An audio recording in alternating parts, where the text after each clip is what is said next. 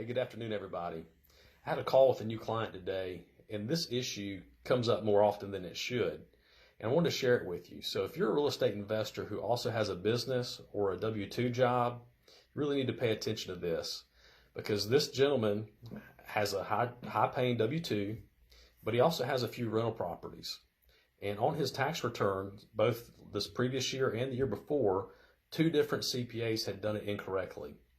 A lot of people get hung up on whether I'm a CPA or wanting a CPA to do their tax return. But I would ask, if you're a real estate investor, just ask the CPA or whoever's preparing your taxes, do they also invest in real estate? Because I'd be willing to bet that these two CPAs don't invest in real estate, but yet they're preparing tax returns for people who do. So that makes a big difference. So in this particular case, he had used his losses. By the time he paid his expenses and then depreciated the property, the CPAs had used those losses to help offset his W-2 income. But you can't do that because his income was higher than $150,000.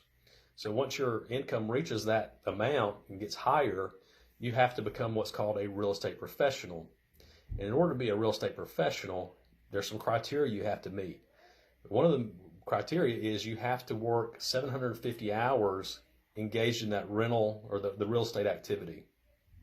And if you have a business or a W-2 job, you have to work however many hours you've worked in that business plus an hour, because it has to be over 50% of your time has been involved working in the real estate business.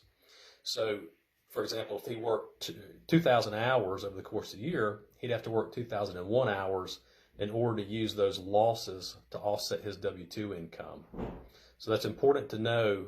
So in his case, he's married and his wife doesn't work.